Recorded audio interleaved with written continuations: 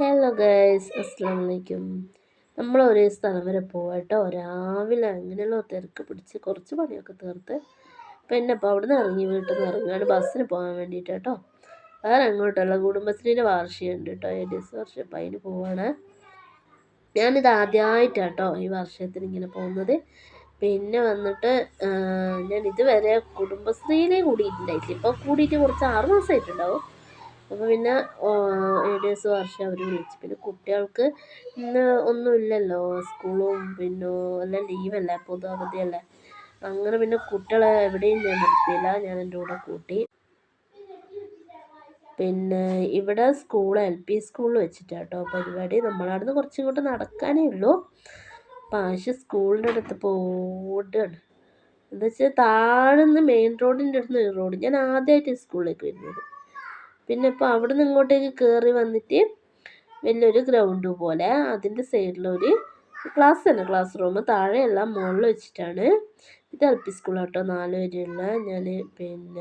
ഞാനും കുട്ടികളെല്ലാം ആദ്യമായിട്ട് ഇങ്ങോട്ട്. നല്ല ക്ലാസ് റൂമൊക്കെ കണ്ടോ. ഇത് പരീക്ഷ ആയതുകൊണ്ട് കേട്ടോ ഇതിങ്ങനെ ആക്കി വെച്ചിട്ടുള്ള, വേറെ വേറെ വെച്ചിട്ടുള്ളത്.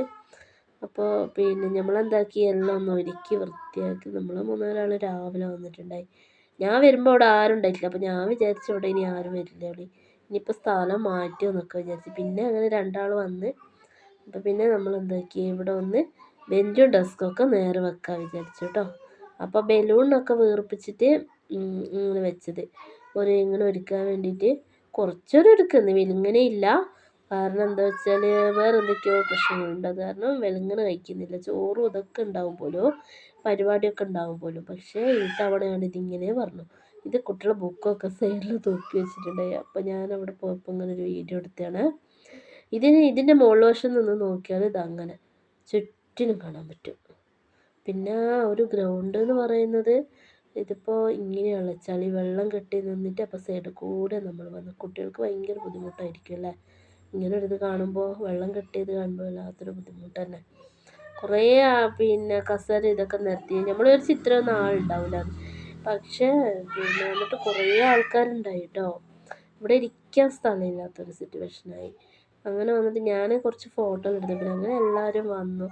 നമ്മളെ മെമ്പറുണ്ട്, ADS ഉണ്ട്, പിന്നെ അങ്ങനെ എന്താ പറയുക, പ്രസിഡൻറ്റ്, പഞ്ചായത്ത് പ്രസിഡൻറ്റ്, ഇതൊക്കെ നമുക്കറിയുന്ന ചേച്ചിമാരാണ് കേട്ടോ. അവിടെ അടുത്തൊക്കെ ഉള്ള ചേച്ചിമാരാണ്. കുറേ ആൾക്കാർ ഞാൻ ഇവിടെ വന്നിട്ടാണ് കേട്ടോ പരിചയപ്പെടുന്നത്. കുഴപ്പമില്ല, നല്ല പരിപാടിയായിരുന്നു. ഫുള്ള് കയ്യിൽ വരെ വീഡിയോ എടുക്കാൻ പറ്റിയിട്ടില്ല കേട്ടോ, മോള് കൂടെ ഉള്ളത് കാരണം. പറ്റുന്ന പോലെ ഒരു വീഡിയോ ഞാൻ എടുത്തതേ ഉള്ളൂ.